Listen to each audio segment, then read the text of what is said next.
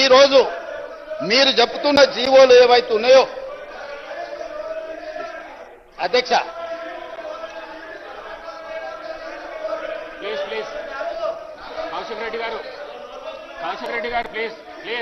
అధ్యక్ష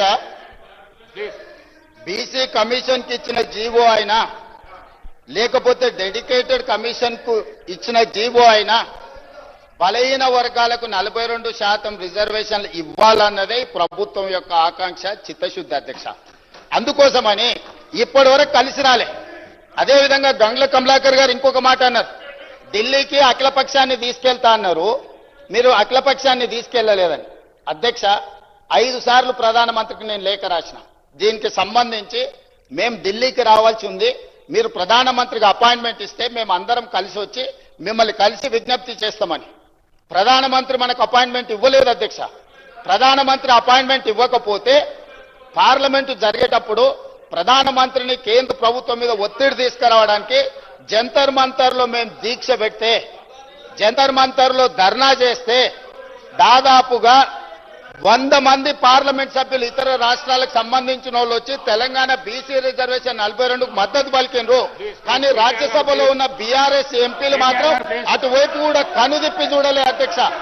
బలహీన వర్గాల తరఫున మాట్లాడుతున్న గంగ్ల కమలాకర్ కూడా ఆ వైపు రాలేదు అధ్యక్ష. అంటే వాళ్ళ పార్టీ నాయకుడు బలహీన వర్గాలకు 42% రిజర్వేషన్లు ఇవ్వడానికి సిద్ధంగా లేరు, వాళ్ళకి చిత్తశుద్ధి లేదు. ఇవాళ కూడా ఈ గందరగోళం సృష్టించి బలహీన వర్గాలకు సంబంధించిన రిజర్వేషన్ల బిల్లు ఆమోదం చెందకుండా ఒక అబద్ధాల ప్రాతిపదికన ఈరోజు మాట్లాడుతున్నారు అధ్యక్ష.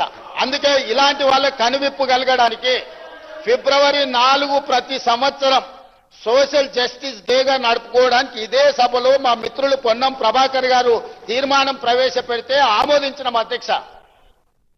ప్రతి సంవత్సరము బలహీన వర్గాలకు న్యాయం చేసినందుకు బలహీన వర్గాల ఆత్మగౌరవాన్ని పెంచడానికి ఫిబ్రవరి 4 తారీఖును సోషల్ జస్టిస్ డే కింద జరుపుకోవాలని నిర్ణయించిందే ఈ ప్రభుత్వం. మిత్రుడు పొన్నం ప్రభాకర్ గారు మంత్రి గారు ప్రవేశపెట్టిన తీర్మానం అధ్యక్ష. ఈ ప్రభుత్వం చిత్తశుద్ధిని, మీరు తప్పులు చేసిండ్రు, మీ తప్పులకు ప్రజలు శిక్ష విధించిండ్రు, ప్రజలు ఒక తీర్పు ఇచ్చిండ్రు, ప్రజలు ఇచ్చిన తీర్పు మేరకు ఈ ప్రజాప్రభుత్వం ఏర్పడ్డది.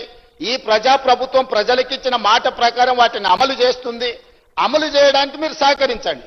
ఒకవేళ మీరు సహకరించము, మీ బుద్ధే మారలేదంటే మళ్ళీ ప్రజలు మళ్ళొక తీర్పు ఇస్తారు. ఆ హోదా కూడా మిగలదు చివరికి. కాబట్టి దయచేసి వీళ్ళు రాలే వాళ్ళు రాలే, అంతకంటే ముందు